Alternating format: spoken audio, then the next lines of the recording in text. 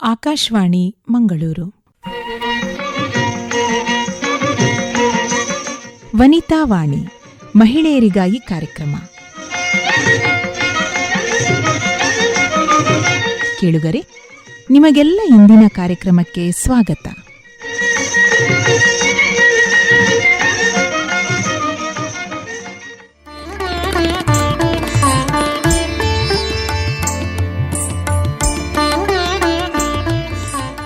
ಇಂದಿನ ಕಾರ್ಯಕ್ರಮದಲ್ಲಿ ಕೇಳಿ, ಭರತನಾಟ್ಯ ಕಲಾವಿದೆ ರೇಷ್ಮಾ ನಿರ್ಮಲ್ ಭಟ್ ಅವರೊಂದಿಗೆ ಸಂದರ್ಶನ. ವನಿತೆಯರೇ ನಮಸ್ಕಾರ. ಇವತ್ತಿನ ನಮ್ಮ ಕಾರ್ಯಕ್ರಮದ ಅತಿಥಿ ಶ್ರೀಮತಿ ರೇಷ್ಮಾ ನಿರ್ಮಲ್ ಭಟ್. ಇವರು ಭರತನಾಟ್ಯ ಕಲಾವಿದೆ. ಸುಮಾರು 10 ವರ್ಷಗಳಿಂದ ನೃತ್ಯ ಲಹರಿ ನಾಟ್ಯಾಲಯ ಸಂಸ್ಥೆಯನ್ನು ಪಜೀರಿನಲ್ಲಿ ನಡೆಸ್ತಾ ಬರ್ತಾ ಇದ್ದಾರೆ. ಇಲ್ಲಿ ಸುಮಾರು 200ಕ್ಕೂ ಹೆಚ್ಚು ಮಕ್ಕಳಿಗೆ ಭರತನಾಟ್ಯ ತರಬೇತಿಯನ್ನು ನೀಡ್ತಾ ಇದ್ದಾರೆ. ಹಲವಾರು ವೇದಿಕೆಗಳಲ್ಲಿ ಏಕವ್ಯಕ್ತಿ ಹಾಗೂ ಸಮೂಹ ಭರತನಾಟ್ಯ ನೃತ್ಯ ಪ್ರದರ್ಶನ ನೀಡಿ ಅಪಾರ ಜನಮೆಚ್ಚುಗೆಯನ್ನ ಪಡ್ಕೊಂಡಿದ್ದಾರೆ. ಇವರಿಗೆ ರಾಜ್ಯ, ರಾಷ್ಟ್ರ ಮಟ್ಟದ ಹಲವಾರು ಪ್ರಶಸ್ತಿಗಳು, ಪುರಸ್ಕಾರಗಳು ಲಭಿಸಿವೆ. ಇದಲ್ಲದೆ ಇವರು ನೃತ್ಯ ನಿರ್ದೇಶನ ಮಾಡ್ತಾರೆ. ಹಲವಾರು ಆಸಕ್ತಿಗಳು ಇವರಲ್ಲಿದೆ. ಇವತ್ತಿನ ಕಾರ್ಯಕ್ರಮಕ್ಕೆ ಇವರನ್ನ ಸ್ವಾಗತಿಸೋಣ. ಕಾರ್ಯಕ್ರಮಕ್ಕೆ ಸ್ವಾಗತ ಮೇಡಮ್. ಧನ್ಯವಾದಗಳು ಮೇಡಮ್. ಮೊದಲನೇದಾಗಿ ನಿಮ್ಮ ಭರತನಾಟ್ಯದ ಪಯಣದ ಬಗ್ಗೆ ಹೇಳಿ. ಮೊದಲನೇದಾಗಿ ನಾನು ಹೇಳೋದಿದ್ರೆ, ಎಲ್ಲ ಮಕ್ಕಳಿಗೂ ಹೇಳಿದ ಹಾಗೆ ಮನೆಯೇ ಮೊದಲ ಪಾಠಶಾಲೆ. ಇದು ಎಲ್ಲರ ಮನೆ ಮಾತಾಗಿರುವಂಥ ವಿಷಯ. ಮನೆಯಲ್ಲಿ ಆಸಕ್ತಿ ಇದ್ದರೆ ಮಾತ್ರ ನಾವು ಮುಂದೆ ಹೋಗ್ಲಿಕ್ಕೆ ಆಗ್ತದೆ, ಅಥವಾ ಅಂಥದ್ದೇ ದಾರಿಯನ್ನು ನಾವು ಅನುಸರಿಸ್ತೇವೆ ಅಂತ ಹೇಳಲಿಕ್ಕೆ ಒಂದು ಇಚ್ಛೆ ಪಡ್ತೇನೆ. ಮನೆಯಲ್ಲಿ ಅಮ್ಮನಿಗೆ ತುಂಬ ಆಸಕ್ತಿ, ಈ ಲಲಿತ ಕಲೆಗಳ ಬಗ್ಗೆ ಬಹಳ ಆಸಕ್ತಿ ಹೊಂದಿದ್ದವಳು. ಆದರೆ ಅವಳಿಗೆ ಅದರ ಕಲೆಯನ್ನು ಕಲಿತು ಮುಂದುವರಿಸಲಿಕ್ಕೆ ಆಗದಂಥ ಅವಳ ಜೀವನದ ಒಂದು ಪರಿಸ್ಥಿತಿ ಇತ್ತು. ಆ ಸಂದರ್ಭದ ಒಂದು ವಿಷಯದಲ್ಲಿ ನನ್ನಲ್ಲಿ ಈ ಒಂದು ಕಲೆಯ ಒಂದು ಅನಾವರಣ ಆಗಬಹುದೋ ಏನೋ ಅಂತ ಹೇಳುವಂಥ ಒಂದು ಆಸೆಯ ನಿಟ್ಟಿನಲ್ಲಿ ಪ್ರತಿಯೊಂದು ಅವಕಾಶಗಳನ್ನು ಕೊಟ್ಟು ಪ್ರೋತ್ಸಾಹಿಸಿ, ಸಣ್ಣದ್ರಿಂದಲೂ ಅಂದರೆ ಒಂದು ಸಾಧಾರಣ ನಾನು 1ನೇ ತರಗತಿಯಲ್ಲಿ ಅಭ್ಯಾಸ ಮಾಡುವ ಸಮಯದಿಂದಲೂ ಕೂಡ ಅವಕಾಶಕ್ಕಾಗಿ ನನ್ನಕ್ಕಿಂತ ಹೆಚ್ಚಾಗಿ ನನ್ನ ಅಮ್ಮ ಕಾಯ್ತಾ ಇದ್ರು. ಶಾಲೆಯಲ್ಲಿ ಆ ಸಮಯದಲ್ಲೆಲ್ಲ ಈ ಕಾರ್ಯಕ್ರಮಗಳು ಹೆಚ್ಚಾಗಿ ನೃತ್ಯ ಕಾರ್ಯಕ್ರಮಗಳಾಗುವುದು ಸ್ವಲ್ಪ ಕಡಿಮೆ. ಆದರೆ ಶಾಲೆಯ ವಾತಾವರಣದಲ್ಲಿ ನಮಗೆ ಪ್ರತಿ ವರ್ಷಗಳು ಕೂಡ ಈ ವಾರ್ಷಿಕೋತ್ಸವ ಅಂತ ಹೇಳುವಂಥದ್ದೊಂದು ಇರ್ತಿತ್ತು. ನಾನು ಕಲಿತದ್ದು ಹರೇಕಳ ಅನುದಾನಿತ ಕಿರಿಯ ಪ್ರಾಥಮಿಕ ಶಾಲೆ ಮತ್ತು ರಾಮಕೃಷ್ಣ ಪ್ರೌಢಶಾಲೆ ಅಂತೇಳಿ ಹರೇಕಳದಲ್ಲಿ. ಅಲ್ಲಿ 1ನೇ ತರಗತಿಯಿಂದಲೇ ನಾನು ಈ ಸ್ವಲ್ಪ ಈ ಲಲಿತ ಕಲೆಗಳ ಬಗ್ಗೆ, ಅಂದರೆ ಹೆಚ್ಚಾಗಿ ನೃತ್ಯದ ಬಗ್ಗೆ ಆಸಕ್ತಿಯನ್ನು ತೋರಿಸ್ತಾ ಇದ್ದೆ. ಆಗ ನನ್ನ ಶಿಕ್ಷಕರು ಕೂಡ ತುಂಬ ಹುರಿದುಂಬಿಸ್ತಿದ್ರು. ಅದೇ ಒಂದು ಕ್ಷಣ ಏನಾಗ್ತಾಯಿತ್ತು ಅಂತ ಹೇಳಿದರೆ, ಒಂದು ಸರಿ ವಾರ್ಷಿಕೋತ್ಸವದ ಸಂದರ್ಭದಲ್ಲಿ ಒಂದು ಪಾತ್ರಕ್ಕೆ, ಒಂದು ಅರ್ಜೆಂಟಾಗಿ ಒಂದು ಪಾತ್ರಕ್ಕೆ ಒಂದು ಮಗುವಿನ ಅವಶ್ಯಕತೆ ಬರ್ತದೆ. ಆ ಸಮಯದಲ್ಲಿ ಏನು ಮಾಡೋದು ಅಂತ ಹೇಳಿ ಒಂದು ಅರ್ಜೆಂಟ್ ಇರುವಾಗ ನನ್ನ ಮಗಳನ್ನು ಹಾಕಿ ಅವಳು ಮಾಡಿ ಅಳು ಅಂತ ಹೇಳೋ ಒಂದು ಭರವಸೆಯ ಮೂಲಕ ನನ್ನನ್ನು ಆ ವೇದಿಕೆಗೆ ಅಮ್ಮ ಅವಕಾಶವನ್ನು ಮಾಡಿಕೊಡ್ತಾರೆ. ಆಗ ಒಂದು 5-6 ವರ್ಷ. ನೆನಪಿದೆ? ಹೌದು, ನನಗೆ ನೆನಪಿದೆ. ಯಾಕಂತ ಹೇಳಿದ್ರೆ, ನಾನು ಸಣ್ಣದ್ರಿಂದಲೂ ಆ ಶಾಲೆ ಅಂತ ಹೇಳಿದ್ರೆ ನನಗೆ ಒಂದು ಮನೆಯ ವಾತಾವರಣ. ಯಾಕಂದ್ರೆ ನನ್ನ ತಂದೆ ಅಲ್ಲಿಯೇ ಕೆಲಸ ಮಾಡ್ತಾ ಇದ್ರು. ಆ ಸಮಯದಲ್ಲಿ ಅಲ್ಲಿರುವ ಶಿಕ್ಷಕರೊಂದಿಗೆ, ಅಲ್ಲಿರುವ ಬೇರೆ ಸಿಬ್ಬಂದಿ ವರ್ಗದವರೊಂದಿಗೆ ನಾನೊಂದು ಮನೆಯ ಮಗಳ ಹಾಗೆ ನನ್ನ ಜೀವನ ಪಯಣ ಶುರುವಾದಂಥದ್ದು. ಆಗ ಅಲ್ಲಿ ಒಂದು ಸಣ್ಣ ಪಾತ್ರ ಹೇಳಲಿಕ್ಕೆ, ಒಂದು ಭಿಕ್ಷುಕಿಯ ಒಂದು ಮಗುವಿನ ಒಂದು ಪಾತ್ರದ ಒಂದು ಸನ್ನಿವೇಶ. ಹೆಚ್ಚು ಪ್ರಾಕ್ಟೀಸಿಗೆಲ್ಲ ಸಮಯ ಇಲ್ಲ, ಆವಾಗಲೇ ನಾವು ಮಾಡಬೇಕಿತ್ತು. ಅವರೊಂದು ಭರವಸೆಯ ಮೇಲೆ ಇಂಥ ಒಂದು ಸನ್ನಿವೇಶದಲ್ಲಿ ನೀನು ಬರಬೇಕು ಮಗ ಅಂತ ಹೇಳಿದಾಗ, ಅದು ನನಗೆ ಒಂದು ಮನ ಮುಟ್ಟಿದಂಥ ಒಂದು ಕಾರ್ಯಕ್ರಮ ನಿಜವಾಗಿ. ಆದರೂ ಆ ಸಮಯದಲ್ಲಿ ಅದು ಬಹಳ ಜನರಿಗೆ ಹತ್ತಿರದ ರೀತಿಯಲ್ಲಿ ಒಂದು ರೀಚ್ ಆಯಿತು. ಆಗ ಎಲ್ಲರೂ ಕೂಡ ಹೇಳಲಿಕ್ಕೆ ಶುರು ಮಾಡಿದ್ದು, ಭಟ್ರೆ ನಿಮ್ಮ ಮಗಳಿಗೆ ತುಂಬ ಭವಿಷ್ಯ ಇದೆ ಇದರಲ್ಲಿ, ನೀವು ಇವಳನ್ನು ಅಭಿನಯಕ್ಕೋ ಅಥವಾ ನೃತ್ಯಕ್ಕೋ ಯಾವುದಕ್ಕಾದ್ರೂ ಒಂದನ್ನು ಹಾಕಿ ಅಭ್ಯಾಸ ಮುಂದುವರಿಸಬೇಕು ಇವಳನ್ನು ಅಂತ ಹೇಳಿ. ಕಲಾವಿದೆಯಾಗುವಂಥ ಎಲ್ಲ ಲಕ್ಷಣಗಳು ಇದೆ ಅಂತ ಹೇಳಿ ಅಲ್ಲಿಂದ ಹೆಚ್ಚಿನ ಜನರ ಒಂದು ಪ್ರೋತ್ಸಾಹ ಸಿಕ್ಕಿತು. ಅದರಿಂದಾಗಿ ಅಮ್ಮ ಏನು ಮಾಡಿದ್ರು ಅಂತ ಹೇಳಿದರೆ, ಪ್ರತಿಯೊಂದು ವೇದಿಕೆಗಳಲ್ಲೂ ಅಲ್ಲಿಂದ ನನ್ನ ಪಯಣ ಶುರುವಾಗ್ತದೆ. ಪ್ರತಿ ವೇದಿಕೆಗಳಿಗೂ ಕೂಡ ಅಲ್ಲಿ ನಡೆಯುವಂತಂದರೆ ಆ ಗ್ರಾಮೀಣ ವಿಭಾಗದಲ್ಲಿ ನಡೆಯುವಂಥ ಯಾವುದೇ ಜಾತ್ರಾ ಸಂದರ್ಭಗಳಿರ್ಬೋದು ಅಥವಾ ಧಾರ್ಮಿಕ ಸಾಂಸ್ಕೃತಿಕ ಕಾರ್ಯಕ್ರಮಗಳಿರ್ಬೋದು, ಈ ಟೀಮ್ಗಳನ್ನು ಅಥವಾ ತಂಡಗಳಿಂದ ಮಾಡಿಸುವುದು ಆಗ ಸ್ವಲ್ಪ ದೂರ ಅಂತ ಹೇಳಿ ಹೇಳ್ಬೋದು.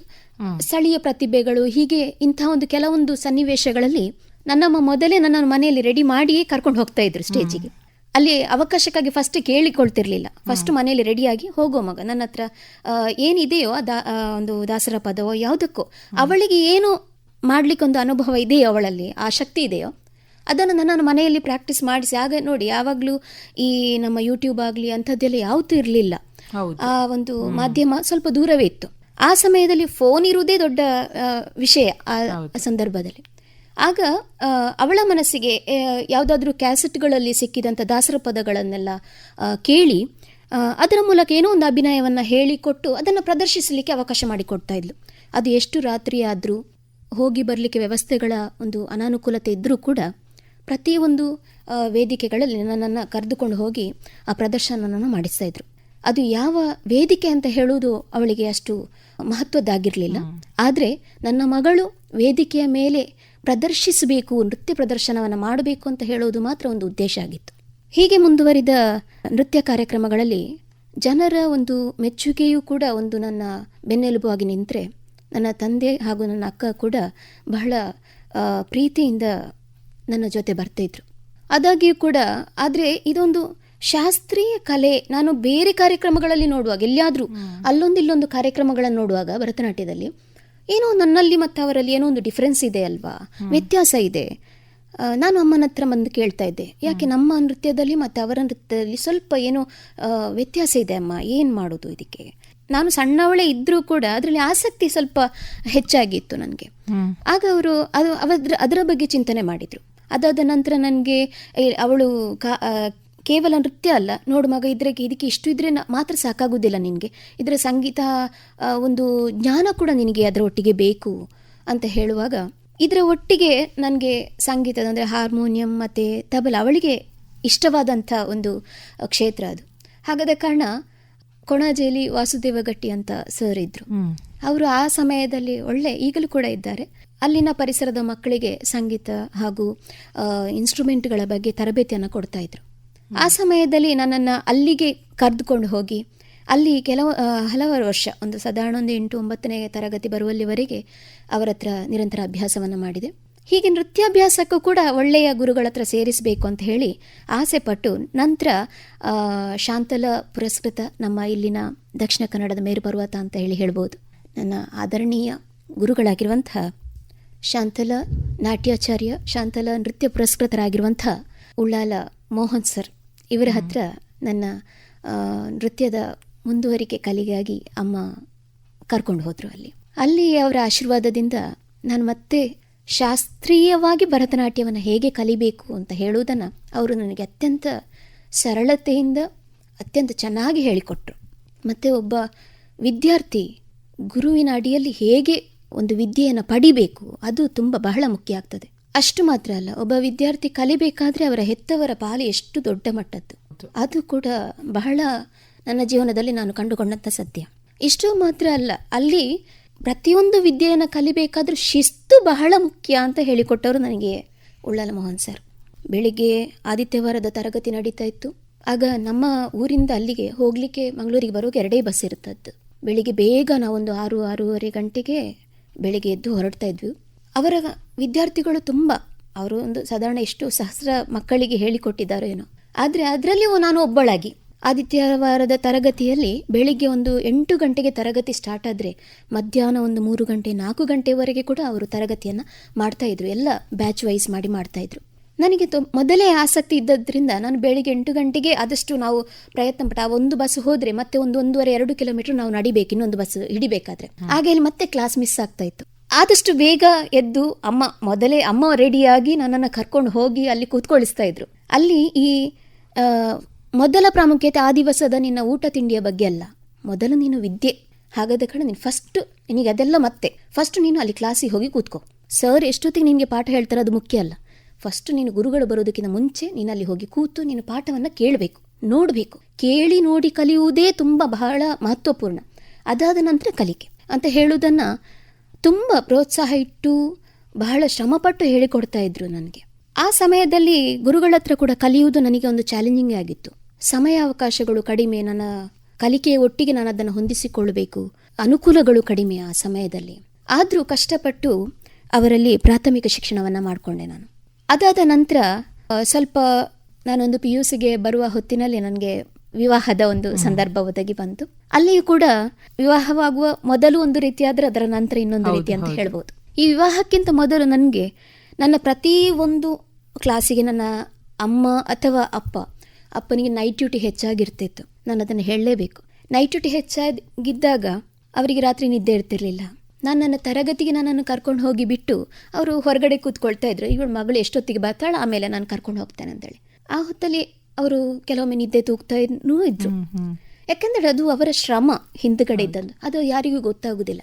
ಆದ್ರೆ ಎಷ್ಟೋ ಮಕ್ಕಳು ಅಥವಾ ನೋಡಿದವರು ಇವರೆಂತ ಇಲ್ಲಿ ಕೂತ್ಕೊಂಡು ನಿದ್ದೆ ಮಾಡ್ತಾ ಇದ್ದಾರೆ ಅಂತ ಹೇಳಿದ್ದನ್ನು ನಾನು ಕೇಳಿದ್ದೇನೆ. ಆದ್ರೆ ಅದು ನನಗೆ ನೋವಿನ ಪ್ರಶ್ನೆಯೇ ಆಗ್ತಾ ಇರಲಿಲ್ಲ, ಯಾಕೆಂತ ಹೆಮ್ಮೆಯ ವಿಚಾರ ಆಗ್ತಾ ಇತ್ತು. ಪ್ರತಿಯೊಬ್ಬನ ಸಾಧನೆಯ ಮುಂದೆ ಅವರ ಹೆತ್ತವರ ಒಂದು ಬೆಂಬಲ, ಪರಿಶ್ರಮ, ಅವರು ಎಷ್ಟು ಸವದಿರ್ತಾರೆ ಅಂತ ಹೇಳುವುದು ಅದು ನಿಜವಾಗಿಯೂ ಆ ಮಕ್ಕಳಿಗೆ ಗೊತ್ತಿರಬೇಕು. ತುಂಬ ಹೆಮ್ಮೆ ಪಟ್ಟು ಹೇಳ್ತೇನೆ, ನನ್ನ ತಂದೆ ಒಬ್ರು ಜವಾನನಾಗಿ ಕೆಲಸ ಮಾಡ್ತಾ ಇದ್ರು ಶಾಲೆಯಲ್ಲಿ. ಆದ್ರೆ ಅವರು ಅವರ ಮಗಳ ಬಗ್ಗೆ ಇರುವಂತಹ ಹೆಮ್ಮೆ, ನನ್ನ ಮಗಳು ಭರತನಾಟ್ಯ ಕಲಿತಾಳೆ, ಹಾರ್ಮೋನಿಯಂ ಕಲಿತಾಳೆ, ತಬಲವನ್ನು ಕಲಿತಾಳೆ, ಶಾಸ್ತ್ರೀಯ ಸಂಗೀತವನ್ನ ಕಲಿತಾ ಇದ್ದಾಳೆ ಅಂತ ಹೇಳುವ ಹೆಮ್ಮೆ ಇದೆಯಲ್ಲ, ಆ ಪ್ರೋತ್ಸಾಹ ನಿಜವಾಗಿ ಆದ್ರೂ ಪ್ರತಿಯೊಂದು ಮಗುವಿಗೆ ಬೇಕು, ಪ್ರತಿ ಮನೆಯಲ್ಲೂ ಬೇಕು. ನಮ್ಮಲ್ಲಿ ಆರ್ಥಿಕತೆಯ ಕುಂದುಕೊರತೆಗಳು ಇದ್ದೇ ಇರ್ಬೋದು, ಆದ್ರೆ ಈ ಪ್ರೋತ್ಸಾಹಕ್ಕೆ ಯಾವುದೇ ಆರ್ಥಿಕತೆಗೆ ತೊಂದರೆ ಕೊಡುವುದಿಲ್ಲ ಅಂತ ಹೇಳೋದೊಂದು ಉದ್ದೇಶ ನನ್ನದು. ಆ ಸಮಯದಲ್ಲಿ ನನ್ನ ಗುರುಗಳು ಕೂಡ ಅಷ್ಟೇ, ನನ್ನ ಶಿಕ್ಷಣಕ್ಕೆ ಬೇಕಾದಂಥ ಕೆಲವೊಂದು ಆರ್ಥಿಕತೆ ಕುಂದುಕೊರತೆಗಳು ಬಂದಾಗ ಅಲ್ಲಿಯೂ ಕೂಡ ನನ್ನನ್ನು ಪ್ರೋತ್ಸಾಹಿಸಿ, ನಿನ್ನಿಂದ ಆಗುವಷ್ಟು ನೀನೀಗ ಕೊಡು, ಇಲ್ಲದಿದ್ದರೆ ಬೇಡ, ನಿನ್ನಿಂದ ಆಗುವಾಗ ನೀನು ಕೊಡು ಅಂತ ಹೇಳುವಂಥ ಒಂದು ವಿಷಯವನ್ನು ನನಗೆ ಆಗಲೇ ಮನದಟ್ಟು ಮಾಡಿದ್ರು. ನಾನು ಜೂನಿಯರ್ ಅಭ್ಯಾಸವನ್ನು ಮಾಡುವಾಗ, ಜೂನಿಯರ್ ಎಕ್ಸಾಮ್ ಕಟ್ಟುವಾಗ ನಿಜವಾಗಿ ಅದು ನನ್ನ ಹತ್ರ ಅಷ್ಟೊಂದು ಹಣ ಇರಲಿಲ್ಲ. ಆ ಸಮಯದಲ್ಲಿ ಉಚಿತವಾಗಿ ನನಗೆ ಸರ್ ನನ್ನ ಎಕ್ಸಾಮಿಗೆ ಕಟ್ಟಿಸಿದ್ರು. ಆ ಕಲಿಕೆಯಲ್ಲಿಯೂ ಕೂಡ ಅವರು ನನಗೆ ತುಂಬ ಸಹಾಯವನ್ನು ಮಾಡಿದರು. ಆಮೇಲೆ ನಾನು ನನ್ನ ಸ್ವಂತ ದುಡಿಮೆಯಿಂದ, ನಾನು ಯಾವಾಗ ಪ್ರಬುದ್ಧಳಲ್ಲೂ ನನ್ನ ಸ್ವಂತ ದುಡಿಮೆಯಿಂದ ಸರಿಗೆ ನನ್ನ ಪ್ರೀತಿಪೂರ್ವಕವಾಗಿ ಆ ಗೌರವವನ್ನು ನಾನು ಏನು ಪಡೆದುಕೊಂಡಿದ್ದೇನೆ ಅದನ್ನು ನಾನು ಅವರಿಗೆ ಕೊಟ್ಟಿದ್ದೇನೆ ಅಂತ ಹೇಳೋದಕ್ಕೆ ಹೆಮ್ಮೆ ಇದೆ. ಯಾಕೆಂತ ಹೇಳಿದರೆ ಅವರು ಹಾಕಿಕೊಟ್ಟ ದಾರಿ ಅದು ನನಗೆ. ನೀನು ಕಲಿತ ನಂತರ ಯಾವತ್ತು ಹಿಮ್ಮೆಟ್ಟಿ ನಾವು ನೋಡಬಾರ್ದು ಅಂತ ಹೇಳುವ ವಿಚಾರ. ಅಲ್ಲಿಂದ ನಂತರ ನಾನು ವಿವಾಹವಾದ ನಂತರ ಅಲ್ಲಿಯೂ ಕೂಡ ನನಗೆ ನನ್ನ ಭಾಗ್ಯ ಅಂತಲೇ ಹೇಳಬೇಕು. ಯಾಕೆಂತ ಹೇಳಿದ್ರೆ ಎಲ್ಲ ಮಕ್ಕಳಿಗೆ ಕೂಡ ಅವಕಾಶಗಳು ಸಿಗ್ತದೆ ಅಂತ ಹೇಳಲಿಕ್ಕೆ ಸಾಧ್ಯ ಇಲ್ಲ. ಆದರೆ ನಾನು ಮೆಟ್ಟಿದ ನೆಲ, ನನ್ನ ಮೆಟ್ಟಿದ ಮನೆ ನಿಜವಾಗಿ ಆದರೂ ನನಗೆ ಒಂದು ವರದಾನ ಅಂತೇಳಿ ಹೇಳ್ಬೋದು. ಯಾಕೆಂತೇಳಿ ಅಲ್ಲಿಯೂ ಕೂಡ ಯಾವುದೇ ಒಂದು ಬೇಸರ ಇಲ್ಲದೆ ನನ್ನ ಮಾವ ಅತ್ತೆ ಆಗಲಿ ಅಥವಾ ನನ್ನ ಭಾವ ಅತ್ತಿಗೆ ಆಗಲಿ ಎಲ್ಲರೂ ಕೂಡ ಅಕ್ಕಂದರಾಗಲಿ ನನಗೆ ತುಂಬ ಸಹಾಯ ಮಾಡಿದರು, ಪ್ರೋತ್ಸಾಹ ಮಾಡಿದರು. ಅಲ್ಲಿಯೂ ಕೂಡ ನನಗೆ ಕಾರ್ಯಕ್ರಮಗಳನ್ನು ನೀಡಲಿಕ್ಕೆ, ಕಲೀಲಿಕ್ಕೆ ಪ್ರೋತ್ಸಾಹವನ್ನು ಕೊಡ್ತಾಯಿದ್ರು. ಆದರೆ ಕಾರಣಾಂತರಗಳಿಂದ ನನಗೆ ಒಂದು ಇವರ ಕೆಲಸದ ನಿಮಿತ್ತ ನನಗೆ ಬ್ಯಾಂಗ್ಳೂರಿಗೆ ಹೋಗಬೇಕಾಯಿತು. ಹಾಗೆ ಒಂದು ಸ್ವಲ್ಪ ದಿವಸ ನಾನು ಮಗುವಿನ ಜನನ ಆಗುವಲ್ಲಿವರೆಗೆ ಸ್ವಲ್ಪ ಗ್ಯಾಪ್ ಇಟ್ಕೊಂಡೆ. ಅಲ್ಲಿಯೂ ಕೂಡ ನಾನು ಸುಮ್ಮನೆ ಕೂತ್ಕೊಳ್ಳಲಿಲ್ಲ. ಬ್ಯಾಂಗ್ಳೂರಲ್ಲಿ ಕೂಡ ನನ್ನ ಡಿಗ್ರಿ ವಿದ್ಯಾಭ್ಯಾಸವನ್ನು ಮುಗಿಸ್ಕೊಂಡೆ. ಆಮೇಲೆ ಮೈಸೂರು ವಿಶ್ವವಿದ್ಯಾನಿಲಯದಲ್ಲಿ ನಾನು ಅರ್ಥಶಾಸ್ತ್ರ, ಹಿಂದಿ ಹಾಗೆ ಭರತನಾಟ್ಯದಲ್ಲಿ MA ಪದವಿಯನ್ನು ಪಡ್ಕೊಂಡೆ. ಆದರೆ ಅಲ್ಲಿ ನನಗೆ ನನ್ನ ಸೀನಿಯರ್ ಅಥವಾ ಈ ಮಾಸ್ಟರ್ಸ್ ನಾನು ಏನು ಕಲಿಬೇಕಿತ್ತು ಅಥವಾ ವಿದ್ವತ್ ಮಾಡಬೇಕಿತ್ತು, ಆ ಶಿಕ್ಷಣವನ್ನು ಸಂಪೂರ್ಣವಾಗಿ ನಾನು ಉಳ್ಳಾಲ ಮೋಹನ್ ಸರ್ ಅವರ ಶಿಷ್ಯರಾಗಿರುವಂತಹ ನೃತ್ಯ ಗುರು ವಿದ್ವಾನ್ ಪ್ರಮೋದ್ ಉಳ್ಳಾಲ್ ಸರ್ ಇವರ ಮಾರ್ಗದರ್ಶನದಲ್ಲಿ ಮಾಡಿದೆ. ಪ್ರಮೋದ್ ಸರ್ ಹಾಗೂ ಉಳ್ಳಾಲ ನಾಟ್ಯಾಚಾರ್ಯ ಮೋಹನ್ ಸರ್ ಇವರಿಬ್ಬರು ನನ್ನ ಎರಡು ಕಣ್ಣುಗಳಿದ್ದ ಹಾಗೆ ಅಂತ ಹೇಳಿದರೆ ತಪ್ಪಲ್ಲ. ಯಾಕೆಂತ ಹೇಳಿದರೆ ಒಬ್ಬರು ನೃತ್ಯದ ಬಗ್ಗೆ ಬಹಳ ಅರ್ಥಪೂರ್ಣವಾಗಿ ನನಗೆ ಕಲಿಸಿದರೆ, ಇನ್ನೊಬ್ಬರು ಅಭಿನಯದ ಬಗ್ಗೆ ತುಂಬ ಒಂದು ಮನಸ್ಸಿಗೆ ರೀಚ್ ಆಗುವ ಹಾಗೆ ನಾವು ಹೇಗೆ ಮಾಡಬೇಕು ಅಂತ ಹೇಳುವುದನ್ನು ಹೇಳಿಕೊಟ್ಟಂಥ ಇಬ್ಬರು ಗುರುಗಳು. ಅದಲ್ಲದೆ ನೀವು ಮುಂದೆ ನಿಮ್ಮ ಜೀವನದಲ್ಲಿ ನೀವು ಯಾವುದನ್ನು ಅಳವಡಿಸಿಕೊಳ್ಬೇಕು, ಹೇಗಿರಬೇಕು ಅಂತ ಹೇಳಿಕೊಟ್ಟ ಒಂದು ಮಾರ್ಗದರ್ಶಕರು ಇಬ್ಬರು ಕೂಡ. ಅಷ್ಟು ಮಾತ್ರ ಇದ್ದರೆ ಸಾಕಾಗೋದಿಲ್ಲ. ಬೆಳವಣಿಗೆ ಆಗ್ತಾ ಹೋಗಬೇಕಾದ್ರೆ ತಂದೆ ತಾಯಿಗಳ ನಂತರದ ಹಂತವೇ ನನ್ನ ಗಂಡನ ಒಂದು ಸಪೋರ್ಟ್ ಅಂತ ನಾವು ಹೇಳಬೇಕು. ಎಲ್ಲಿ ಹೋದರೂ ಕೂಡ ನಾನಿಲ್ಲದ ವೇದಿಕೆಯನ್ನು ನೋಡುವಾಗ ನನ್ನ ಮನಸ್ಸಿನಲ್ಲಿ ಆದಂಥ ನೋವನ್ನು ಅಳೆದು ತೂಗಿ ಅರ್ಥ ಮಾಡಿಕೊಂಡವರು ನಿರ್ಮಲ್ ಭಟ್. ಮಗು ಆಗುವಲ್ಲಿವರೆಗೆ, ಮಗುವಿನ ಒಂದೂವರೆ ವರ್ಷವರೆಗೆ ನನಗೆ ಇದರ ಹತ್ತಿರ ಈ ಕ್ಷೇತ್ರದಲ್ಲಿ ಬೆಳವಣಿಗೆ ಮಾಡಿಕೊಳ್ಳಿಕ್ಕೆ ಆಗಲಿಲ್ಲ. ಆದರೆ ಅದನ್ನು ಬಿಟ್ಟು ಅವ್ರು ಏನು ಮಾಡಿದರು ಅಂತ ಹೇಳಿದ್ರೆ, ಫಸ್ಟ್ ನೀನು ಎಜುಕೇಷನನ್ನು ಕಂಪ್ಲೀಟ್ ಮಾಡ್ಕೋ ಆ ಟೈಮಲ್ಲಿ ಅಂಥೇಳಿ. ಕಷ್ಟ ಆದರೂ ಕೂಡ ಇಷ್ಟಪಟ್ಟು ನಾವಿಬ್ಬರು ಸೇರಿ ಆ ಒಂದು ಮಾಸ್ಟರ್ ಡಿಗ್ರಿ 3 ಪದವಿಯನ್ನು ಪಡೆದುಕೊಳ್ಳುವಲ್ಲಿ ನನಗೆ ನನ್ನ ಬೆನ್ನೆಲುಬಾಗಿ ನಿಂತರು ಅಂತ ಹೇಳ್ತೇನೆ ನಾನು. ಅಷ್ಟು ಮಾತ್ರ ಅಲ್ಲ, ಅದರಿಂದ ನಂತರ ನಾನು ಮಾಸ್ಟರ್ಸ್ ಮಾಡುವಾಗಲೇ ನನಗೆ ಸರನ್ನು ಪರಿಚಯಿಸಿ ಮತ್ತು ಉಳ್ಳಾಲ ಮೋಹನ್ ಸರ್ ಅವರ ಹತ್ರ ಅಪ್ಪಣೆಯನ್ನು ಪಡೆದು ನಾನು ಇವರ ಹತ್ರ ಪ್ರಮೋದ್ ಸರ್ ಹತ್ರ ಕಲೀಲಿಕ್ಕೆ ಶುರು ಮಾಡಿದಂಥದ್ದು. ಅವರು ಕೂಡ ತುಂಬ ಯಾವುದೇ ಭೇದ ಭಾವ ಇಲ್ಲದೆ ಒಂದು ನಿಷ್ಕಲ್ಮಶ ಮನಸ್ಸಿನಿಂದ ನೃತ್ಯಾಭ್ಯಾಸವನ್ನು ತರಬೇತಿಯನ್ನು ನನಗೆ ಧಾರೆ ಎರೆದರು. ಹೀಗೆ ಪ್ರತಿಯೊಂದು ಕ್ಷೇತ್ರದಲ್ಲಿಯೂ ಕೂಡ, ಅಂದರೆ ಯಾವುದೇ ಕ್ಷೇತ್ರದಲ್ಲಿ ಒಂದು ಹೆಣ್ಣು ಮಗಳು ಮುಂದೆ ಬರಬೇಕಂತ ಹೇಳಿ ಆದರೆ ಅದರಲ್ಲಿ ಹೆತ್ತವರ ಪಾತ್ರ ಹಾಗೂ ಅವಳ ಶೈಕ್ಷಣಿಕ ಕ್ಷೇತ್ರದಲ್ಲಿ ಗುರುಗಳ ಪಾತ್ರ ಅಥವಾ ಯಾವುದೇ ಈ ಲಲಿತ ಕಲೆಗಳ ಒಂದು ಗುರುಗಳಾಗಿರುವಂಥ ಅವರ ಮಾರ್ಗದರ್ಶನ ತುಂಬ ಅತ್ಯಂತ ಮುಖ್ಯ. ಯಾಕೆಂತ ಹೇಳಿದರೆ ಅದು ಅವರ ಭವಿಷ್ಯವನ್ನು ರೂಪಿಸುವಂಥದ್ದು. ಅಲ್ಲಿ ನಾವು ಪಡೆದ ಶಿಕ್ಷಣವನ್ನೇ ನಮ್ಮ ಜೀವನದುದ್ದಕ್ಕೂ ನಾವು ಪಾಲಿಸಬೇಕಾದದ್ದು ಅಂತ ಹೇಳೋದು ನನ್ನ ನಂಬಿಕೆ. ಯಾವತ್ತಿದ್ರೂ ಹೆತ್ತವರಿಗೆ ಹಾಗೂ ಗುರುಗಳಿಗೆ ನಮ್ಮ ಶಿರವನ್ನು ಭಾಗಿಸಿಯೇ ನಾವು ಮುಂದೆ ನಡಿಬೇಕು ಅಂತ ಹೇಳುವುದು ನನ್ನ ಪ್ರಥಮ ಆದ್ಯತೆ ಹಾಗೂ ನನ್ನ ಮನ್ನಣೆ ಕೂಡ. ಈಗ ತುಂಬಾ ವಿವರವಾಗಿ ಹೇಳಿದ್ರಿ ನಿಮ್ಮ ಬಗ್ಗೆ, ನಿಮ್ಮ ಈ ಬೆಳವಣಿಗೆಯಲ್ಲಿ ನಿಮ್ಮ ತಂದೆ ತಾಯಿಗಳ ಎಲ್ಲರ ಬಗ್ಗೆ ಹೇಳಿದ್ರಿ, ಗುರುಗಳ ಬಗ್ಗೆ ಹೇಳಿದ್ರಿ, ನಿಮ್ಮ ಮನೆಯವರ ಬಗ್ಗೆ ಹೇಳಿದ್ರಿ. ಈಗ ಆ ವೇದಿಕೆಯಿಂದ ನೀವು ಹೇಳಿದ್ರಿ, ನೀವು ಒಂದು ಸಣ್ಣ ವೇದಿಕೆಯಿಂದ ಶುರು ಮಾಡಿದೆ ಅಂತೇಳಿ, ಈಗ ನೀವು ದೊಡ್ಡ ವೇದಿಕೆಯಲ್ಲಿ ಅಂದ್ರೆ ರಾಜ್ಯ ಮಟ್ಟದಲ್ಲಿ ಸಹ ಗುರುತಿಸಿಕೊಂಡಿದ್ದೀರಾ, ರಾಷ್ಟ್ರ ಮಟ್ಟದಲ್ಲಿ ಸಹ. ಹೇಗೆ ಅನಿಸ್ತಾ ಇದೆ ನಿಮ್ಗೆ? ತುಂಬಾ ಖುಷಿ ಆಗ್ತಿದೆ ಅಂತ ಹೇಳೋದಕ್ಕಿಂತಲೂ ತೃಪ್ತಿ ಇದೆ ಅಂತ ಹೇಳಬೇಕು. ನನ್ನ ಈ ಕ್ಷೇತ್ರದಲ್ಲಿ ನಾನು ಕೇವಲ ನೃತ್ಯ ಶಿಕ್ಷಣ ಮಾತ್ರವೇ ಅಲ್ಲ, ನಾನು ಶಾಲೆಯಲ್ಲಿ ಮಕ್ಕಳಿಗೆ ಪಾಠವನ್ನು ಕೂಡ ಮಾಡಿದವಳು. ಒಂದು 16 ವರ್ಷಗಳ ಕಾಲ ನಾನು ಶಿಕ್ಷಕಿಯಾಗಿಯೂ ಕೂಡ ಪಾಠವನ್ನು ಮಾಡಿದ್ದೇನೆ. ಕಣಚೂರು ವಿದ್ಯಾಸಂಸ್ಥೆ ಹಾಗೂ ಶಾರದಾ ಗಣಪತಿ ವಿದ್ಯಾಕೇಂದ್ರ ಪುಣ್ಯಕೋಟಿ ನಗರ ಹಾಗೂ ಈಗ ಪ್ರಸ್ತುತ ರಾಷ್ಟ್ರೋತ್ಥಾನ ವಿದ್ಯಾಕೇಂದ್ರ ಚೆಂಬುಗುಡ್ಡೆ. ಇಲ್ಲಿ ನೀವು ಶಿಕ್ಷಕಿಯಾಗಿ ಕೆಲಸ ಮಾಡ್ತಾ ಇದ್ದೀರಾ? ಮೊದಲು ಶಿಕ್ಷಕಿಯಾಗಿ ಮಾಡ್ತಾ ಇದ್ರು. ಒಂದು 16 ವರ್ಷಗಳ ಕಾಲ ನೃತ್ಯದೊಟ್ಟಿಗೆ ಶಿಕ್ಷಕಿ ವೃತ್ತಿಯನ್ನು ಕೂಡ ಮಾಡ್ತಾ ಇದ್ದೆ. ನಾನು ಹಿಂದಿ ವಿಷಯದಲ್ಲಿ ನಾನು ಪಾಠವನ್ನು ಮಾಡ್ತಾ ಇದ್ದೆ. ನಂತರ ಏನಾಯ್ತು, ಈ ಕೊರೋನಾದ ಸಮಯದಲ್ಲಿ ನಾವು ಸ್ವಲ್ಪ ಯೋಚನೆಯನ್ನು ಮಾಡಿದೆ. ಯಾಕೆಂತ ಹೇಳಿದ್ರೆ ನನಗೆ ತುಂಬ, ನಾನು ಕಂಪ್ಲೀಟಾಗಿ ಫುಲ್ ಡೇ ನಾನು ಅಲ್ಲಿ ಶಿಕ್ಷಕಿಯಾಗಿ ವರ್ಕ್ ಮಾಡಿದರೆ ನನ್ನ ಸಂಸ್ಥೆಯ ಒಂದು ಭಾಗ ಬಂದಾಗ, ನನ್ನ ವಿದ್ಯಾರ್ಥಿಗಳ ಒಂದು ಬೆಳವಣಿಗೆಯನ್ನು ನಾನು ಯೋಚನೆ ಮಾಡಿದಾಗ ಅದನ್ನು ಮುಂದುವರಿಸಲಿಕ್ಕೆ ಮತ್ತು ನಮ್ಮ ಈ ಅಪ್ಡೇಟ್ ನಾಲೆಜ್ಗಳಿಗೆ ನಾವು ಮಾಡಬೇಕಾದ ಸಮಯಾವಕಾಶ ಸ್ವಲ್ಪ ನನಗೆ ಕಷ್ಟ ಆಗ್ತಾ ಬಂತು. ಹಾಗಾದ ಕಾರಣ ನಾನು ಮತ್ತೆ ಶಿಕ್ಷಕಿ ವೃತ್ತಿಯನ್ನು ಸ್ವಲ್ಪ ಇದನ್ನು ಅಲ್ಲಿ ನಿಲ್ಲಿಸಿ ಇದನ್ನು ಆಯ್ಕೆ ಮಾಡಿಕೊಂಡೆ. ಈಗ ನಿಮ್ಮ ಸಂಸ್ಥೆ ಬಗ್ಗೆ ಹೇಳಿ. ಎಷ್ಟು ವರ್ಷದಿಂದ ನಡೆಸ್ಕೊಂಡು ಬರ್ತಾ ಇದ್ದೀರಾ? ಎಷ್ಟು ಮಕ್ಕಳಿದ್ದಾರೆ ಈಗ? ಸಾಧಾರಣ ನಾನು ಒಂದು 10-12 ವರ್ಷಗಳ ಹಿಂದೆ ಆರಂಭ ಮಾಡಿದಂಥ ಸಂಸ್ಥೆ ನೃತ್ಯ ಲಹರಿ ನಾಟ್ಯಾಲಯ. ಪಜ್ಜಿನಿನಲ್ಲಿ ಸಪ್ತಸ್ವರ ಕಲಾ ತಂಡ ಅಂತ ಹೇಳೊಂದು ಶಾರದಾ ಮಂದಿರ ಇದೆ. ಅಲ್ಲಿ ನಾನು ಪ್ರಥಮವಾಗಿ ನನ್ನ ಶಾಖೆಯನ್ನು ಪ್ರಾರಂಭಿಸಿದಂಥದ್ದು. 1-2 ಮಕ್ಕಳಿಂದ ಪ್ರಾರಂಭವಾದ ಈ ಸಂಸ್ಥೆ ಈಗ ಒಂದು ಸಾಧಾರಣ 250-300ಕ್ಕೂ ಮೀರಿ ನಡೀತಾ ಇದೆ. ಅಂದ್ರೆ ಒಂದೇ ಕಡೆ ಅಲ್ಲ, ಬೇರೆ ಬೇರೆ ಶಾಖೆಗಳ ಮೂಲಕ. ಉದ್ದೇಶ ಇಷ್ಟೇ, ಪ್ರತಿ ಮನೆಯಲ್ಲಿಯೂ ಕೂಡ ಗ್ರಾಮೀಣ ವಿಭಾಗಗಳಲ್ಲಿ, ಈಚೆ ಪಟ್ಟಣ ವಿಭಾಗಕ್ಕೆ ನಾವು ಬಂದರೆ ಇಲ್ಲಿ ಎಲ್ಲರಿಗೂ ಕೂಡ ಅದರ ಅಭಿರುಚಿ ಇದೆ ಅಂತ ಹೇಳ್ಬೋದು ನಾನು. ಆದರೆ ಈ ಗ್ರಾಮೀಣ ವಿಭಾಗದಲ್ಲಿ ನಾವು ಬಂದಾಗ ಅಲ್ಲಿ ಅದರ ಅರಿವು ಕಮ್ಮಿ. ಕೇವಲ ಡಾನ್ಸ್ ಅಂತ ಹೇಳುವ ಬಗ್ಗೆ ನೋಡಿಕೊಳ್ತಾರೆ ಎಲ್ಲರೂ ಕೂಡ. ಹೌದು, ಡಾನ್ಸ್ ಅಷ್ಟೇ, ಎಂತ ಮಾಡ್ತಾಳೆ, ಡಾನ್ಸ್ ಮಾಡ್ತಾಳೆ ಅಷ್ಟೆ. ಆದರೆ ನಿಜವಾಗಿ ಈ ಭರತನಾಟ್ಯ ಒಂದು ಶಾಸ್ತ್ರ ಅಂತ ಹೇಳುವುದು, ಅಥವಾ ಅದೊಂದು ನಮ್ಮ ಆಧ್ಯಾತ್ಮಿಕತೆಯನ್ನು ಬೆಳವಣಿಗೆ ಮೂಲಕ ನಮ್ಮ ಬೆಳವಣಿಗೆ ಮಾಡಲಿಕ್ಕೆ ಹೊಂದಿರುವಂಥ ದಾರಿ, ಅಥವಾ ಮಕ್ಕಳನ್ನು ನಕಾರಾತ್ಮಕತೆಯನ್ನು ಧನಾತ್ಮಕ ಚಿಂತನೆಗೆ ಒಳಗಿಸಿಕೊಳ್ಳುವಂಥ ಒಂದು ದಾರಿ ಅಂತ ಹೇಳುವುದು ಇನ್ನೂ ಹೆಚ್ಚಿನವರಿಗೆ ಗೊತ್ತಿಲ್ಲ. ಮೊದಲೆಲ್ಲ ಇತ್ತು, ಪ್ರತಿ ಮನೆಯಲ್ಲಿ ಒಬ್ಬರು ಸಂಗೀತಗಾರರು, ಒಬ್ಬರು ನೃತ್ಯಗಾರರು ಎಲ್ಲರೂ ಇರ್ತಿದ್ರು. ಆಗ ಆ ಒಂದು ಪರಿಸರವನ್ನು ನಾವು ಮಕ್ಕಳಿಗೆ ತೋರಿಸಿಕೊಟ್ಟಾಗ ಆ ಮಕ್ಕಳು ಅದರಲ್ಲಿ ಅದೇ ಪರಿಸರದ ಮೂಲಕ ಏನೋ ಕಲಿತಾ ಇರ್ತಾರೆ. ಈಗ ಮೊದಲಿಗೆ ನಾನು ಪ್ರಾರಂಭಿಸಿದಾಗ ಒಂದು ಮಗುವಿನಿಂದ ಶುರುವಾದಂಥದ್ದು, ಅದೇ ಈಗ ಅದರ ಅನಾವರಣ ಆಗ್ತಾ ಇದೆ. ಬೇರೆ ಬೇರೆ ಕಡೆಗಳಲ್ಲಿ ನಾವು ಶಾಖೆಗಳನ್ನು ಓಪನ್ ಮಾಡಿದ್ದೇವೆ, ಅಲ್ಲಿ ಮಕ್ಕಳಿಗೆ ಶಿಕ್ಷಣವನ್ನು ಕೊಡ್ತಾ ಇದ್ದೇವೆ. ಹೆಚ್ಚಾಗಿ ಗ್ರಾಮೀಣ ವಿಭಾಗಗಳಲ್ಲಿ ಯಾರಿಗೆ ಇದರ ಬಗ್ಗೆ ಅರಿವಿಲ್ವೋ ಅವರ ಅಲ್ಲಿ ಹೋಗಿ ನಾವು ಅದರ ಅರಿವು ಮೂಡಿಸುವ ಪ್ರಯತ್ನವನ್ನು ಕೂಡ ಮಾಡ್ತಾ ಇದ್ದೇವೆ. ಕೇವಲ ಡಾನ್ಸ್ ಅಂತ ಹೇಳಿ ಉಳಿಯದೆ ನಮ್ಮ ಸಂಸ್ಕೃತಿಯನ್ನು, ಸಂಪ್ರದಾಯವನ್ನು ಉಳಿಸುವಂಥ ಕಾರ್ಯ ಆಗಬೇಕು. ಮಕ್ಕಳು ಯಾಕೆ ಈಗ ದಾರಿ ತಪ್ತಾ ಇದ್ದಾರೆ? ಹೆಚ್ಚಿನ ಕಡೆಗಳಲ್ಲಿ ನಾವು ನೋಡ್ತಾ ಇದ್ದೇವೆ. ಒಂದು PUC ಆದ ತಕ್ಷಣ ಅಥವಾ 10th ಕೂತ್ಕೊಳ್ಳುವ ತಕ್ಷಣವೇ ಅವರಿಗೆ ಪ್ರೆಷರ್ ಸ್ಟಾರ್ಟ್ ಆಗ್ತದೆ, ಟೆನ್ಷನ್ ಸ್ಟಾರ್ಟ್ ಆಗ್ತದೆ. ಅದನ್ನು ನಾವು ಹೇಗೆ ಕಳೆದುಕೊಳ್ಬೇಕು, ನಮ್ಮ ಮಾನಸಿಕ ಸ್ಥಿತಿಯನ್ನು ಸರಿಯಾದ ಆರೋಗ್ಯವಾಗಿ ಹೇಗೆ ಇಟ್ಟುಕೊಳ್ಬೇಕು ಅಂತ ಹೇಳಿದರೆ ಅದಕ್ಕೆ ನಿಜವಾದ ದಾರಿ ಇಂಥದ್ದೇ, ಲಲಿತ ಕಲೆಗಳಿಗೆ ಸೇರಿಸುವಂಥದ್ದು ಅಥವಾ ಒಂದು ಯಾವುದೇ ಶಾಸ್ತ್ರೀಯ ಕಲೆಗಳಿಗೆ ಸೇರಿಸುವಂಥದ್ದು. ಆಗ ಅಲ್ಲಿ ಮಗುವಿಗೆ ತನ್ನ ರಿಲ್ಯಾಕ್ಸೇಷನ್, ಮನಸ್ಸನ್ನು ನಾನು ಹೇಗೆ ಒಂದು ನಿಗ್ರಹಿಸಿಕೊಳ್ಬೇಕು, ಅಥವಾ ಅದರಲ್ಲಿ ನಾನು ಹೇಗೆ ಮುಂದುವರಿಬೇಕು, ಅಥವಾ ಯಾವುದು ಸತ್ಯ, ಯಾವುದು ಸುಳ್ಳು, ಅಥವಾ ಯಾವುದು ಸರಿದಾರಿ, ಅದರ ಬಗ್ಗೆ ನಾವು ಹೆಚ್ಚಿನ ಒಂದು ಮಕ್ಕಳಿಗೆ ಈ ಪುರಾಣ ಕಥೆಗಳ ಮೂಲಕ ಆಗಿರ್ಬೋದು, ಅಥವಾ ನಮ್ಮ ಯಾವುದೇ ಇತಿಹಾಸಗಳ ಬಗ್ಗೆ ಆಗಿರ್ಬೋದು, ಪ್ರತಿಯೊಂದು ವಿಷಯದಲ್ಲಿ ಕೂಡ ನೃತ್ಯವನ್ನು ಅಳವಡಿಸಿಕೊಳ್ಬೋದು.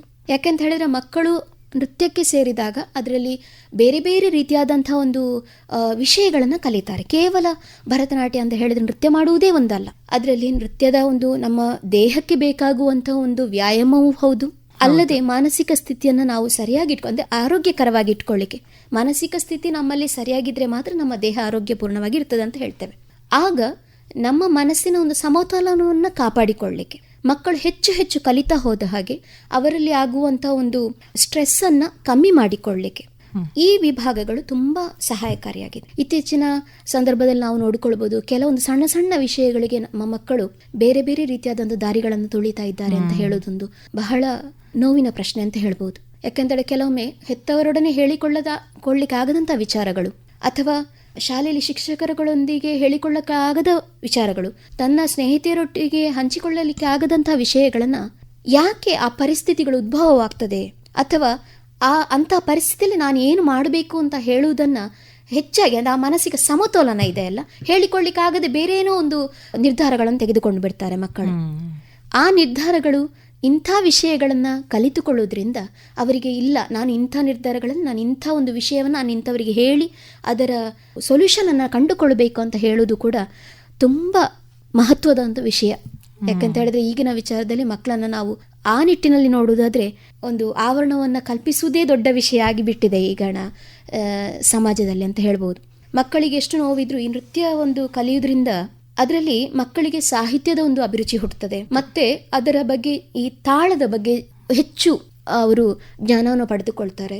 ಮತ್ತು ಅದರಲ್ಲಿ ಕೂಲಂಕುಷವಾಗಿ ಅರ್ಥೈಸಲಿಕ್ಕೆ ಹೋದಾಗ ಅದರಲ್ಲಿರುವಂಥ ಅದರ ಹಿನ್ನೆಲೆ ಏನಿದೆ, ನಮ್ಮ ಸಾಹಿತ್ಯ ಅಥವಾ ಎಷ್ಟೆಷ್ಟೋ ದೊಡ್ಡ ದೊಡ್ಡ ಸಾಹಿತ್ಯಗಳಿದೆ, ಪುರಾಣ ಕಥೆಗಳಿದೆ, ಅವುಗಳನ್ನೆಲ್ಲ ಅರಿತುಕೊಂಡು ಅವರು ಆ ಸಮಯವನ್ನು ಇದಕ್ಕೆ ಸ್ಪೆಂಡ್ ಮಾಡ್ತಾರೆ. ಮೊದಲಿಗೆ ನಾವು ನೋಡ್ತಾ ಇದ್ರೆ ನನ್ನ ಸಮಯದಲ್ಲೆಲ್ಲ ನಾನು ಕಲಿಯುವಾಗೆಲ್ಲ ಲೈಬ್ರರಿ ತುಂಬಾ ಯೂಸ್ ಆಗ್ತಾ ಇತ್ತು. ಹೌದು. ಈಗ ನೋಡಿ ಪುಸ್ತಕದ ವಿಷಯವೇ ಇಲ್ಲ, ಧೂಳು ಹಿಡಿದು ಹೋಗಿದೆ ಪುಸ್ತಕಗಳೆಲ್ಲ. ಯಾಕಂತ ಹೇಳಿದ್ರೆ ಈಗ ಮಾಧ್ಯಮ ಮುಂದೆ ತುಂಬಾ ಟೆಕ್ನಾಲಜಿ ಮುಂದೆ ಹೋಗಿದೆ ಹೇಳ್ಬೋದು. ಏನಿದ್ರು ಗೂಗಲಲ್ಲಿ ಒಂದು ಸರ್ಚ್ ಮಾಡಿದ್ರೆ ಸಿಗ್ತದೆ. ಆದ್ರೆ ಕೂಲಂಕುಷವಾಗಿ ನೀವು ನಿಜವಾಗಿ ಅದರ ಅರ್ಥವನ್ನು ತುಂಬ ಒಳ ಅರ್ಥವನ್ನು ನೋಡಬೇಕಾದ್ರೆ ನಿಜವಾಗಿ ನಾವು ವಾಪಸ್ ಪುಸ್ತಕಕ್ಕೆ ಬರಬೇಕು. ಯಾಕೆಂತೇಳಿದ್ರೆ ಒಂದು ಅರ್ಥವನ್ನು ಒಂದು ರೀತಿಯಲ್ಲಿ ನಾವು ಅರ್ಥೈಸಿಕೊಂಡ್ರೆ ಅದೇ ಅರ್ಥ ಇನ್ನೊಂದು ರೀತಿಯಲ್ಲಿ ಕೂಡ ಅದನ್ನು ಹೇಳ್ಬೋದು ಅಂತ ಹೇಳುವುದನ್ನು ನಾವು ಪುಸ್ತಕ ನಮಗೆ ತುಂಬ ಹೇಳ್ತಾ ಇದೆ. ಡಿಕ್ಷನರಿಗಳು ಎಷ್ಟೋ ಇದೆ, ಆದರೆ ನಾವು ಅದನ್ನು ಈಗ ಬಳಸಿಕೊಳ್ಳೋದು ತುಂಬ ಕಡಿಮೆ ಆಗಿದೆ. ಯಾಕಂತ ಹೇಳಿದ್ರೆ ಮೊಬೈಲಲ್ಲಿ ಈಗ ಜಸ್ಟ್ ಒಂದು ಬಟನ್ ಪ್ರೆಸ್ ಮಾಡಿದರೆ ಸಾಕು, ಎಲ್ಲ ಬರ್ತದೆ. ನಾನು ಯಾಕೆ ಪುಸ್ತಕಗಳ ಬಗ್ಗೆ ಜಾಸ್ತಿ ಹೇಳಬೇಕಂತ ಹೇಳಿದ್ರೆ, ಈ ಒಂದು ಪುಸ್ತಕದ ಬಗ್ಗೆ ಸರ್ಚ್ ಮಾಡ್ಲಿಕ್ಕೆ ಹೋಗ್ತಾರೆ ಅಂತ ತಿಳ್ಕೊಳ್ಳಿ ಮಕ್ಕಳು, ಆಗ ಒಂದಷ್ಟು ಪುಸ್ತಕಗಳ ಒಂದು ಪರಿಚಯ ಅವರಿಗೆ ಆಗ್ತದೆ. ಆ ಪರಿಚಯದ ಮೂಲಕ ಅದರಲ್ಲಿ ಏನೋ ಅವರಿಗೆ ಆಸಕ್ತಿ ಇದ್ದಂಥದ್ದನ್ನು ಮತ್ತೆ ಪಡಿಬಹುದಾ ಮಕ್ಕಳು. ಇದರಲ್ಲಿ ಹಾಗೆ ಅಲ್ಲ, ಒಂದು ವಿಷಯದ ಬಗ್ಗೆ ಮಾತ್ರ ಅವರು ಅದನ್ನ ಹುಡುಕ್ತಾರೆ, ಆಯ್ತು ಅದು ಅಲ್ಲಿಗೆ ಮುಚ್ಚಿ ಹೋಗ್ತದೆ.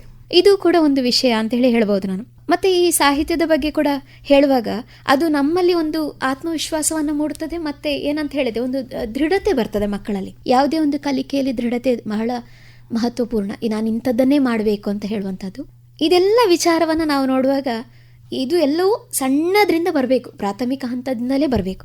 ಆಗ ಮಾತ್ರ ಈಗ ನಾವೇನು ರಾಜ್ಯ ಮಟ್ಟಕ್ಕೆ ಹೋಗ್ತೇವೋ ಅಥವಾ ವೇದಿಕೆ ಸಣ್ಣದು ದೊಡ್ಡದು ಅದು ಪ್ರಶ್ನೆ ಅಲ್ಲ. ಮಕ್ಕಳಿಗೆ ಆ ಮಟ್ಟಕ್ಕೆ ಏರಬೇಕಾದ್ರೆ ಈ ಮಕ್ಕಳು ಇಲ್ಲಿಂದ ಕಲಿಬೇಕು ಅಂತ ಹೇಳೋದು ನನ್ನ ಉದ್ದೇಶ. ಮೇಡಮ್, ಈಗ ನೀವು ಇಷ್ಟು ವರ್ಷದಲ್ಲಿ ತುಂಬಾ ಬಹುಮಾನಗಳು ಸನ್ಮಾನಗಳೆಲ್ಲ ಸಿಕ್ಕಿವೆ, ಪ್ರಶಸ್ತಿಗಳು ಸಿಕ್ಕಿವೆ. ಈಗ ಯಾವ ವೇದಿಕೆಯಲ್ಲಿ ತಗೊಂಡ ಪ್ರಶಸ್ತಿ ಈಗಲೂ ನೆನಪಿದೆ ಅಂದ್ರೆ ತುಂಬಾ ಸಂತೋಷದ ಕ್ಷಣ ಅಂತ ಹೇಳ್ತೀರಾ?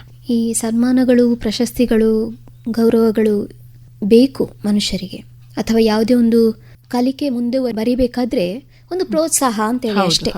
ಅದು ಬಿಟ್ಟು ಅದರಿಂದ ಮುಂದೆ ಅದರ ಬಗ್ಗೆ ಯೋಚನೆ ಮಾಡಬಾರ್ದು ಅಂತ ಇದು ನನ್ನ ವೈಯಕ್ತಿಕ ಅಭಿಪ್ರಾಯ. ಯಾಕೆಂತ ಹೇಳಿದ್ರೆ ಪ್ರಶಸ್ತಿಗಳು ಬಂದ ಹಾಗೆ ಯಾವುದೇ ಒಂದು ಕಲಾವಿದನಲ್ಲಿ ಜವಾಬ್ದಾರಿಗಳು ಹೆಚ್ಚಾಗಬೇಕು, ಮತ್ತೆ ಆತನ ಕಲಿಕೆ ಮತ್ತಷ್ಟು ಮೇಲಕ್ಕೆ ಹೋಗ್ಬೇಕು. ಯಾಕೆಂತ ಹೇಳಿದ್ರೆ ಅದು ಅಲ್ಲಿಗೆ ನಿಲ್ಬಾರ್ದು. ಯಾವುದೇ ಒಂದು ಪ್ರಶಸ್ತಿ ಕೂಡ ಆತನ ಬೆನ್ನು ತಟ್ಟಿ ಪ್ರೋತ್ಸಾಹಿಸಬೇಕಷ್ಟೇ ಹೊರತು ಆತನಲ್ಲಿ ಅಹಮನ್ನು ಉದ್ಭವಿಸಬಾರ್ದು.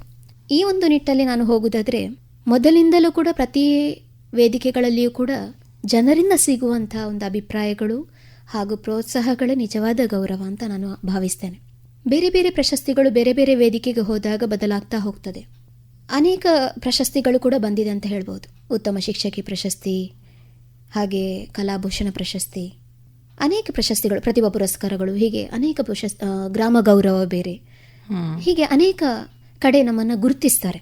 ಗುರುತಿಸುವಾಗ ನಮ್ಮಲ್ಲಿ ನಾವು ನಡೆದು ಬಂದಂಥ ದಾರಿ ನಮಗೆ ನೆನಪಾಗಬೇಕಷ್ಟೇ ಹೊರತು, ಆ ಪ್ರಶಸ್ತಿ ನಮ್ಮನ್ನು ಮುಂದುವರಿಸಬೇಕಷ್ಟೇ ಹೊರತು ಅದು ನಮ್ಮನ್ನು ಕೆಳಮಟ್ಟಕ್ಕೆ ನೂಕಬಾರದು ಅಂತ ಹೇಳೋದು. ಅಂದರೆ ನನಗೆ ಇದು ಸಿಕ್ಕಿದೆ ಅಂತ ಹೇಳುವುದು ಅದು ಅಲ್ಲಿಗೆ ನಿಲ್ಲಬಾರದು. ನನ್ನ ಪ್ರಕಾರ ಯಾವುದೇ ಪ್ರಶಸ್ತಿಗಳು ನನ್ನಲ್ಲಿ ಒಂದು ಜವಾಬ್ದಾರಿಯನ್ನು ಹೆಚ್ಚು ಮಾಡಬೇಕು ಮತ್ತು ಇನ್ನು ನಾನು ಹೆಚ್ಚಿನ ಕಲಿಕೆಯನ್ನು ನಾನು ಮಾಡಬೇಕು. ಯಾಕಾಗಿ ಮಾಡಬೇಕಂತ ಹೇಳಿದರೆ, ನಾನು ಒಂದು ಮಕ್ಕಳಿಗೆ ಕಲಿಸ್ತೇನೆ ಅಂತ ಹೇಳಿದರೆ ನನ್ನಲ್ಲಿ ಅಪ್ಡೇಟ್ ನಾಲೆಜ್ ಕಂಪ್ಲೀಟಾಗಿ ಬೇಕು. ಪ್ರತಿ ಸಮಯದಲ್ಲಿಯೂ ಕೂಡ ನೃತ್ಯ ಗುರುಗಳಿಗೂ ಕೂಡ ಪ್ರತಿ ಒಂದು ಮಗುವಿನಿಂದಲೂ ಕೂಡ ಆ ಮಗು ಬೇರೆ ಬೇರೆ ಆಗಿರ್ತದೆ. ಒಂದೇ ಅಲ್ಲ, ಎಲ್ಲ ಮಕ್ಕಳು ಒಂದೇ ರೀತಿಯಾಗಿರುವುದಿಲ್ಲ. ಆದ್ದರಿಂದ ನಾನು ಪ್ರತಿ ಮಗುವಲ್ಲಿಯೂ ಕೂಡ ನಾನು ಕೂಡ ಕಲಿಬೇಕಾದಂಥ ಕೆಲವು ಅಂಶಗಳು ಇರಬಹುದು. ಮಗುವಿನಲ್ಲಿರುವಂತಹ ಆ ಕಲಿಕೆ ಕೌಶಲ್ಯಕ್ಕೆ ಸರಿಯಾಗಿ ನಾನು ಆ ಮಗುವಿಗೆ ಹೇಳಿಕೊಡ್ಬೇಕು. ಇದಕ್ಕೆ ನನ್ನ ಅಪ್ಡೇಟ್ ನಾಲೆಜ್ ನನಗೆ ತುಂಬ ಸಹಾಯ ಮಾಡಬೇಕು. ಅಂಥ ರೀತಿಯಲ್ಲಿ ಪ್ರಶಸ್ತಿಗಳು ಬಂದಾಗ ನನಗೆ ತುಂಬ ಬಹಳ ಸಂತಸ, ತೃಪ್ತಿ ಕೊಟ್ಟಂಥದ್ದು ಕಲೆಮನೆ ಪ್ರಶಸ್ತಿ. ಯಾಕೆ ಅಂತ ಹೇಳಿದ್ರೆ, ಅದು ಡಾಕ್ಟರ್ ಕುಮಾರ್ ಸರ್ ನಡೆಸುವಂಥ ಪ್ರದರ್ಶಕ ಕಲೆಗಳು ಅಂತ ಹೇಳಿ ಮೈಸೂರಲ್ಲಿ ನಡೆಸುವಂಥ ಒಂದು ವೇದಿಕೆ. ಅವರು ಈ ಶಾಸ್ತ್ರಗಳ ಬಗ್ಗೆ ಅಥವಾ ನೃತ್ಯದ ಬಗ್ಗೆ ಅಪಾರ ಅನುಭವ ಇರುವಂಥ ವ್ಯಕ್ತಿ, ಗುರುಗಳು ಕೂಡ. ಅವರ ಒಂದು ವೇದಿಕೆ ಹೇಗಿರ್ತದೆ ಅಂತ ಹೇಳಿದ್ರೆ, ನಾವಿಲ್ಲೆಲ್ಲ ಹೆಚ್ಚು ಕಡಿಮೆ ಎಲ್ಲ ವೇದಿಕೆಗಳಲ್ಲಿ ನಾವು ಭಾಗವಹಿಸುವಾಗ ನಮ್ಮ ಕಲಾ ರಸಿಕರು, ಕಲಾ ಬಂಧುಗಳು ಸಾಮಾನ್ಯ ಜನತೆ ಆಗಿರ್ತದೆ ಅಷ್ಟೇ. ಆದರೆ ಡಾಕ್ಟರ್ ಕುಮಾರ್ ಸರ್ ನಡೆಸುವಂತಹ ಕಲೆಮನೆಯ ಉತ್ಸವಗಳಲ್ಲಿ ಆಡಿಯನ್ಸ್ ಅಂದ್ರೆ ಕಲಾ ಬಂಧುಗಳು ವಿದ್ವಾನ್ಮಣಿಗಳಾಗಿರ್ತಾರೆ. ಅಂದ್ರೆ ಆ ಕಲೆಯಲ್ಲಿ ಆಸಕ್ತಿ ಹೊಂದಿ ಅವರು ಪರಿಣತರಾಗಿರ್ತಾರೆ. ಆ ಪರಿಣತಿಯನ್ನು ಪಡೆದಂತಹ ವಿದ್ವಾಂಸರುಗಳ ಎದುರಲ್ಲಿ ನಾವು ಪ್ರಶಸ್ತಿಯನ್ನು ಸ್ವೀಕರಿಸುವುದು ಅಥವಾ ಒಂದು ಗೌರವವನ್ನು ಪಡಿಸಬೇಕಂತ ಹೇಳಿದ್ರೆ ನಾವು ಅಂತ ಒಂದು ಪ್ರದರ್ಶನವನ್ನು ಕೂಡ ಅಲ್ಲಿ ಕೊಡಬೇಕಾಗ್ತದೆ. ಅವರಿಗೆ ಸಂತೃಪ್ತಿಗೊಂಡು ಒಂದು ಪ್ರಶಸ್ತಿಯನ್ನು ಕೊಡುವುದು, ಅವರಿಂದ ಪಡೆದುಕೊಳ್ಳುವುದು ಅಂತ ಹೇಳಿದ್ರೆ ಒಂದು ಆಶೀರ್ವಾದ ಪಡೆದುಕೊಂಡಂತ ಒಂದು ತೃಪ್ತಿಕರವಾದಂತಹ ಒಂದು ಸಂದರ್ಭ ಅಂತ ನಾನು ಇಷ್ಟಪಡ್ತೇನೆ. ಅದು ಒಂದು ನನ್ನ ಜೀವನದಲ್ಲಿ ಒಂದು ಬಹಳ ತೃಪ್ತಿ ಕೊಟ್ಟಂತ ಒಂದು ಪ್ರಶಸ್ತಿ ಆಗಿರ್ಬೋದು. ಅದು ಅಲ್ಲದೆ ನಮ್ಮ ಪುಣ್ಯಕೋಟಿ ಅಂತ ಹೇಳುವಂತಹ ಒಂದು ನೃತ್ಯ ರೂಪಕ. ಈ ನೃತ್ಯ ರೂಪಕಗಳು ಕೆಲವೊಂದು ನನ್ನದೇ ಸ್ವಂತ ನೃತ್ಯ ನಿರ್ದೇಶನದಲ್ಲಿ ನಾನು ರೂಪಕಗಳನ್ನು ಮಾಡಿದ್ದೇನೆ. ಆಗ ಅದರಲ್ಲಿ ಬರುವಂಥ ವಿಚಾರಗಳು ಎಲ್ಲರಿಗೂ ತಿಳಿದದ್ದೇ ಆದರೂ ಕೂಡ ನಮ್ಮ ಸಂಸ್ಥೆಯ ನಾನು ಮಾಡುವ ಅಥವಾ ನಮ್ಮ ಸಂಸ್ಥೆಯ ಮಕ್ಕಳು ನಮ್ಮ ಸಂಸ್ಥೆಯಿಂದ ಪ್ರದರ್ಶನ ಮಾಡುವಂಥ ಒಂದು ಪುಣ್ಯಕೋಟಿಯ ಒಂದು ರೂಪಕಕ್ಕೆ ಪ್ರತಿ ಜನತೆಯೂ ಕೂಡ, ಅದು ವಿದ್ವಾಂಸರಾಗಿರ್ಬೋದು ಅಥವಾ ಒಂದು ಸಾಮಾನ್ಯ ಜನತೆಗೆ ಕೂಡ ಬಹಳಷ್ಟು ಆ ವೇದಿಕೆಯಿಂದ ತೆರಳುವಾಗ ಅಥವಾ ಒಂದು ಆ ಕಾರ್ಯಕ್ರಮದಿಂದ ತೆರಳುವಾಗ ಅವರ ಕಣ್ಣಿನಲ್ಲಿ ಬರುವಂಥ ಒಂದು ನೀರು, ಆ ಬಾಷ್ಪವೇ ನಿಜವಾಗಿ ಆದರೂ ಒಬ್ಬ ಕಲಾವಿದನಿಗೆ ಸಿಗುವಂಥ ಅತ್ಯಂತ ಶ್ರೇಷ್ಠ ಮಟ್ಟದ ಪ್ರಶಸ್ತಿ ಅಂತ ಹೇಳ್ಬೋದು. ಯಾಕಂತ ಹೇಳಿದರೆ ನಿಜವಾಗಿ ಇರುವುದೇ ಅಷ್ಟೇ. ಎಷ್ಟೇ ಕಲಿತರೂ ಏನೇ ಮಾಡಿದರೂ ಕಲಾವಿದ ಮಾಡಿದ ಒಂದು ವಿಷಯ ಅದು ಕಲಾ ರಸಿಕ ಬಂಧುಗಳಿಗೆ ಅವರ ಮನಸ್ಸಿಗೆ ನಾಟಿ ಅದು ಅವರಲ್ಲಿ ಒಂದು ರಸ ಉತ್ಪತ್ತಿ ಆದರೆ ಅದರಿಂದ ದೊಡ್ಡ ಪ್ರಶಸ್ತಿ ಬೇರೆ ಯಾವುದೂ ಇಲ್ಲ ಅಂತ ಹೇಳ್ಬೋದು ನನಗೆ. ಸರಿ ಮೇಡಮ್, ಕಾರ್ಯಕ್ರಮದಲ್ಲಿ ಭಾಗವಹಿಸಿದ್ದಕ್ಕೆ ಧನ್ಯವಾದಗಳು. ಹಲವಾರು ವಿಚಾರಗಳನ್ನ ಹಂಚಿಕೊಂಡ್ರಿ. ಮಗದೊಮ್ಮೆ ಧನ್ಯವಾದಗಳು. ಅವಕಾಶಕ್ಕಾಗಿ ಧನ್ಯವಾದಗಳು.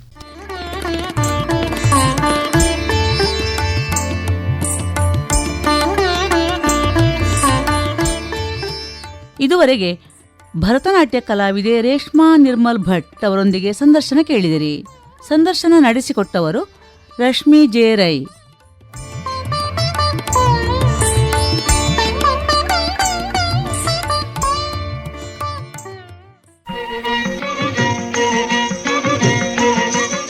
ಇದು ಇಂದಿನ ವನಿತಾವಾಣಿ.